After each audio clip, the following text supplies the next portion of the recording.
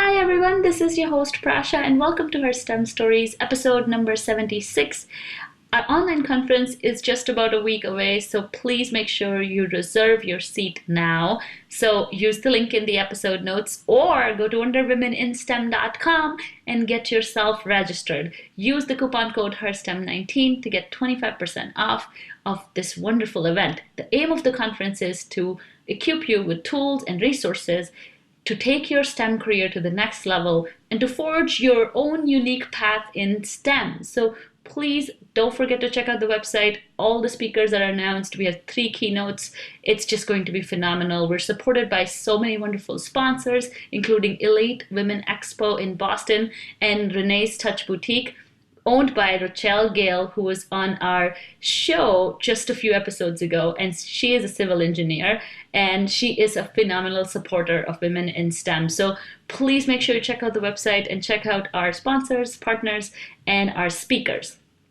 Today we're talking to one of the speakers, Katherine Bassil, and she is joining us all the way from Netherlands, and she is also a fellow podcaster and host of Neuroethics Podcast. This neuroscientist is going to blow your mind, so keep listening. Welcome to Her STEM Story, a podcast about real women with extraordinary science, technology, engineering, and mathematics stories. In this show, we'll talk to some absolutely inspiring women and highlight some women-led organizations in the fields of science, technology, engineering, and mathematics. We'll learn more about their work, their struggles, and how they think we can close the gender gap in STEM professions.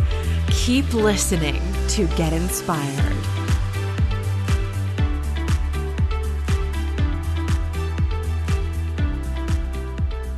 Our guest today is Katherine Bassil, a doctoral fellow at the School of Mental Health and Neuroscience, Department of Psychiatry and Neuropsychology at Maastricht University in the Netherlands. Prior to beginning her doctorate, she obtained a master's in Fundamental Neuroscience from Maastricht University and a bachelor's in biology from the Lebanese American University in Byblos, Lebanon.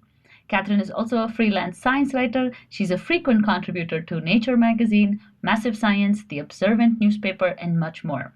Among other topics, she has written about women in STEM, neuroethics, and rejection in academia.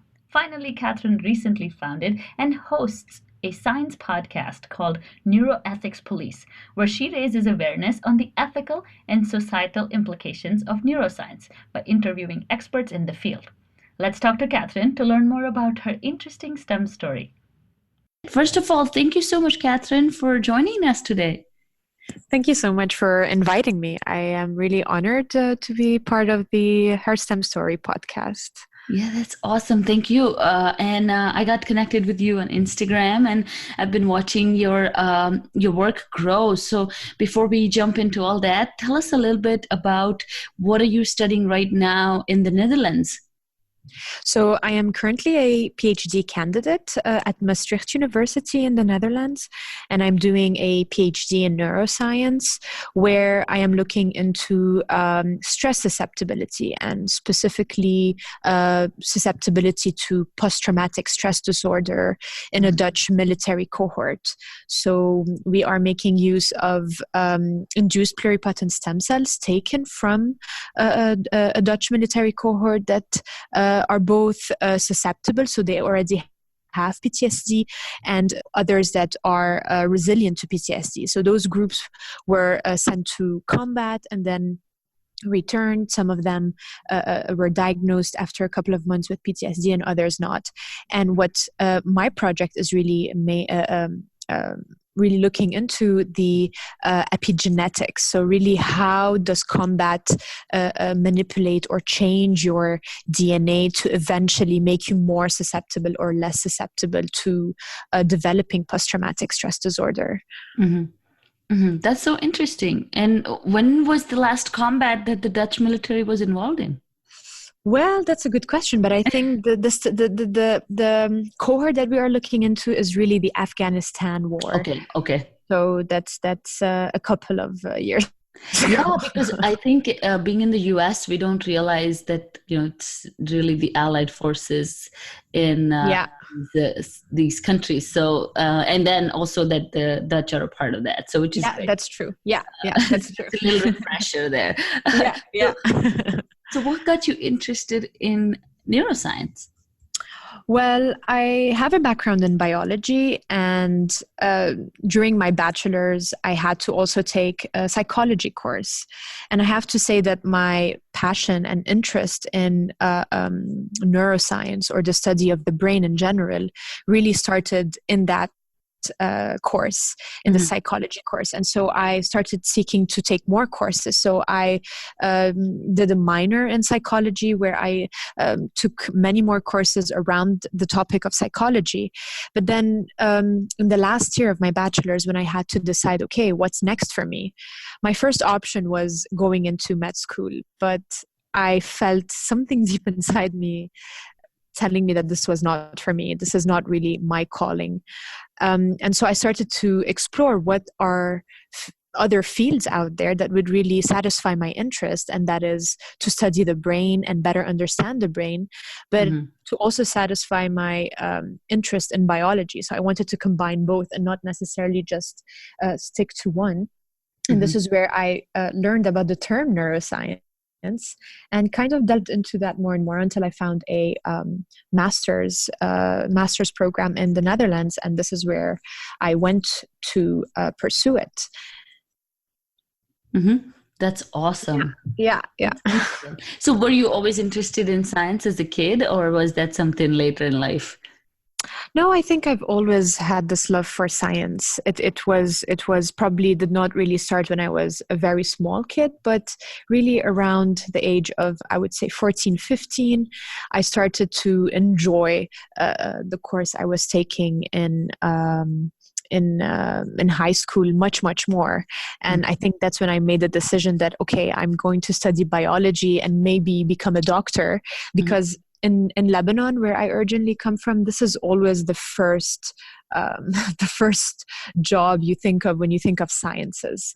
It's not really they don't really encourage very much going into research. It is really a bit of stereotypical jobs where you either become an engineer or a doctor or an architect. So I think also me getting into science was a bit of breaking those stereotypes.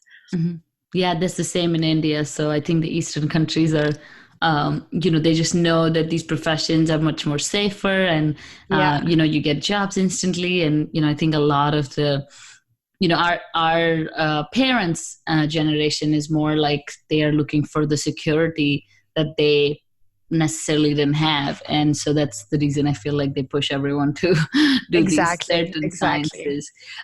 So when did you move to the Netherlands? Was that for school? Yeah, so immediately after my bachelor's, just like a month after I graduated, I moved to the Netherlands for my master's program. And that was a program of 2 years. So the first year was really just a combination of several courses and exams. And then the second year was really where I did my internship. And for that, I went for 8 months to California, to San Diego, at the Salk Institute, where I did my internship for 8 months. And then after that, I just started hunting for PhD positions, and I was fortunate enough to stay in the Netherlands, actually in the lab of the PI with which I worked with during my master's internship. So it was really also a great bridge from my master's to my PhD. Yeah, no, that's interesting, because I moved to the US after my bachelor's too. So it's always wonderful, that people follow their dreams and kind of, move to different countries, which may not always come naturally to everyone. So definitely. Yeah. So you also talk about, that you have developed a good skill of accepting rejections. Tell us a little bit more about that, because I know all of us struggle with that. I think the first time I really faced rejection in the actual sense of it is when I was looking for PhD positions. Mm-hmm. So I wasn't quite sure I was going to stay in the lab of my in my current lab. But so I just said, okay, I'm just going to apply to several places, and hopefully I get into one position. Mm-hmm. And so I applied for a position that was also in Europe. But then I have to say I was very confident. I knew that my CV was good. I knew that I had the ambition, the dedication. I maybe was overconfident. I don't know, but I know that I was really confident that I would get a position, and if it's not going to be there, it would be somewhere else. Mm-hmm. And until that day where I received the email that informs me that I got rejected for that position, and that they would not keep going with my application. I was really shattered. I was really disappointed. I cried. I was having an emotional breakdown. I think I couldn't accept that I was being rejected, especially that I thought I had the perfect profile for that position. Mm-hmm. But then with time, so the negative thoughts started to decrease, and I started to make more sense of it. I started to think of why I was rejected, not necessarily because I was not good enough, but probably I didn't have the profile that they were looking for. Mm-hmm. And so I started to find reasons for me to accept that and not to fight it, because this is not the only rejection that I'm ever going to get. And I think as humans, we try to develop a defense mechanism to move on and to not really let this take us down. So that's what I did. I just accepted my rejection. I embraced it, and I just found ways to look beyond it and actually to learn from it and do better in my next applications. And that's what I did. Mm-hmm. That's incredible. Yeah. A lot of people get stuck on that feeling, and then they generate more of that feeling, and then they keep reassuring themselves that, oh, you don't deserve any of this, and that just leads to other mental health issues down the road, right? So if you can just accept, because a lot of our issues have to do with acceptance, right? Like just even even depression or just like the imposter syndrome and all these things that affect us daily is more like, first of all, personalizing it and thinking it's because of you that it's happening. And then, second of all, what they call internalizing. And then also second of all, just like not giving up on that, on whatever is holding you back from accepting, exactly, moving forward. I think the problem is really that we never think in, for example, the employer's shoes. We always think, oh, we are good enough, we should get accepted. That's it. But we never think that maybe our portfolio or our CV is great, but that does not necessarily bring anything new, for example, to that employer. And we never see it from their shoes. They are probably not mean people that do not like us, but it's just they are looking for something different, something else. And you are not that at that point in time. And that's totally okay. That's perfectly okay. Yeah, I think empathy, right? Empathy for people who are on the other side and why they're doing or taking some certain decisions. And they may not have anything to do with you. Exactly. So changing gears here a little bit, tell us a little bit about your whole work in neuroethics, which is so interesting. Well, yeah, my work in neuroethics is really more of a side work that's how it started, at least, but I've been more and more introducing it and including it in my PhD work, but also in my everyday work. So very briefly, the way I learned about neuroethics is when I started asking questions about the rights and wrongs of neuroscience research. And I was really very interested in that topic. So I tried to look for more also courses or opportunities around me to learn more about it. And I was really met with disappointment when I couldn't find any course or any neuroethicist in the region or any workshop that would really feed that curiosity and feed that interest. And so that's where I started to get more and more involved, to read more about it online, but also to reach out to people in the field to kind of learn more about it, but also get more involved, because I really believed that neuroscience alone is really very important. But if we do not question the implications of that science, we are not doing a great job. We might actually at some point do more harm than good. And so I started my own podcast, for example, the Neuroethics Police, and that was mainly to raise awareness about the ethical and societal implications of neuroscience, which I believed was really lacking in my environment or in my network. And I really also started reaching out to people. I reached out to a professor in neuroethics and really started first showing her how much I believe it is important what she is doing, because I really believe that neuroethicists are doing a lot of important things that are not really being portrayed a lot. And so I reached out and we started also working together. And I also tried to convince my supervisors, my PhD supervisors, to also implement some of the neuroethics work that's taking place out there into my project. That's interesting. So give us an example of a neuroethics topic that we can relate to.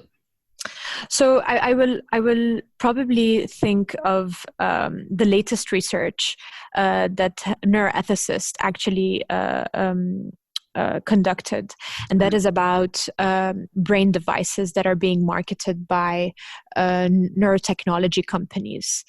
And we know that there is a big market for those companies that are selling such brain devices that either have the ability to, well, that's what they claim at least, that they have the ability to improve memory performance, to alleviate depressive-like symptoms, to improve well-being and happiness, etc. And what the neuroethicists were able to identify is that those companies, while marketing and highlighting those positive outcomes of their brain devices, have failed to also highlight equally the negative outcomes that may result from using such brain devices. For example, up until today, we do not know if those devices are as safe, as effective, or even if they are even effective in proving those claims or in supporting those claims that they are using. And so it's really important and it's really worrisome, because when the consumer is not being faced with both the good and the bad, may take decisions that are eventually not going to be good enough or might be harmful in the long run. Another example is that those brain devices, we do not know if with a recurrent use, if they have actually side effects and negative and bad side effects. So this is one example of neuroethics, but neuroethics also is a huge field that can include several other subtopics that relate a lot to our everyday lives.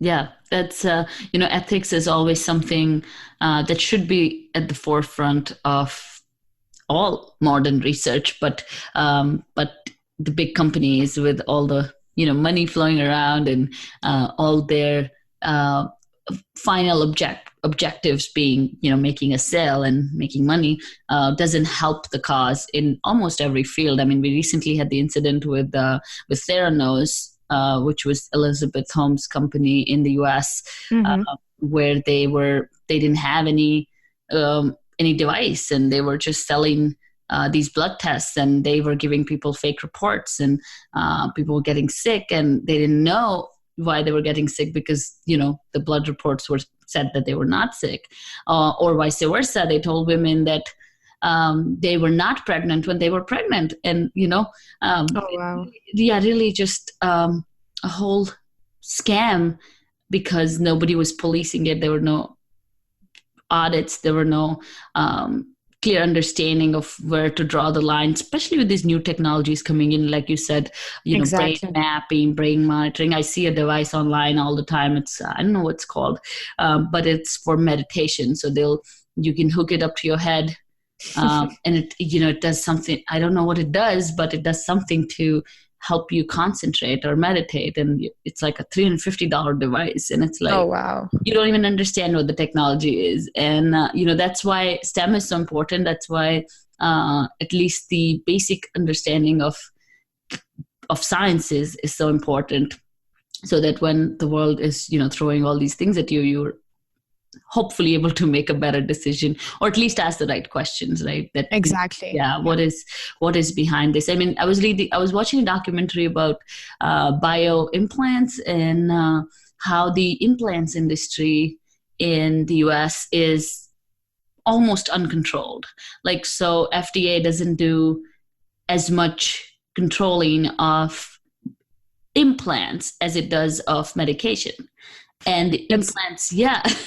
That's very funny, because just a couple of months ago, I watched a very similar documentary that was aired on the Dutch television, and it was about the exact same thing. Yeah. And they were comparing marketing and selling bio implants to selling just any other thing that you can buy at the supermarket. Yeah. So it's that unregulated, and that's really worrisome, because if you see some of those cases from where the people are suffering from the side effects of such implants, you would just be terrified of even using them. Yeah, because they talked about the possible connection of knee replacement, knee joints with Parkinson's and Alzheimer's, because apparently there was a cobalt joint in the market that was, according to this doctor, that this cobalt joint was actually not holding its integrity inside the body, and the cobalt content of his blood, because he was the orthopedic surgeon himself, got a cobalt implant, and he started losing his mind, and he didn't know what's going on. So he started doing some tests and comes to find out that the cobalt levels in his blood were really, really high, and he made the connection, and he got his implants replaced. And the cobalt levels went away. Apparently, the joint was causing cobalt poisoning, related to, which is directly related to, according to his studies again, related to Parkinson's and Alzheimer's. And he's like, can you imagine how many of these implants are out there, and how many people are suffering from these diseases? Like, if you were to map those back, you will be surprised at what damage some of these things are doing. And just they're so unregulated. I mean, I work in quality in wire and cable industry, which is, very, heavy industry, or just, it's not going to, I mean, it will kill someone if we are doing, building wire and stuff like that. But we do cord, which is just extension cord. But we are so regulated. Yeah, I mean, yeah, so many people, just because I'm in quality, and no, because we get audited all the time. We get, we have to keep our listings with the regulatory agencies, and we have to do so much work around just regulations, and we're not even, we're not getting implanted in someone's body. No. But that's really the what's really scary is that those companies are constantly, so they are not really FDA regulated or regulated by some other medical regulatory body, which leaves them room to work just like other company selling another product which is non-health related. Yeah. And so when you don't make that distinction, you get such problems, you get such issues. Yeah, especially with, again, the dawn of this AI and all the things that you can do with technology. there's definitely a lot of negatives that someone has to watch out for. And I'm glad you're doing that in neuroscience, which is so cool and interesting. And I know you say that you want to become a writer, a scientist, an ethicist, a policymaker, an artist, and I hope you become all of those. Thank you. And I also, so you're also writing a book. Tell us a little bit about that, and then we'll kind of wrap up. Okay, so the book started really from, I have to say, my own initiative. As I said, I got in contact with a neuroethics professor in Canada, and ever since we've been working together on several projects where I assist her, for example, in editing certain manuscripts and articles. And I really found a good mentor, I would say. I really look up to her, and I really think what she's doing is great. She has great, bold ideas, and it felt really good to work with her. And then on one day, I just the idea popped into my head, and I was and that emanated from something that I thought was lacking in the field. And that is really not a very poor relationship between neuroscience and neuroethics. And so I contacted her just by email, telling her, what do you think about us co-writing a book together about this relationship between neuroethics and neuroscience? And she was very enthusiastic. She loved the idea.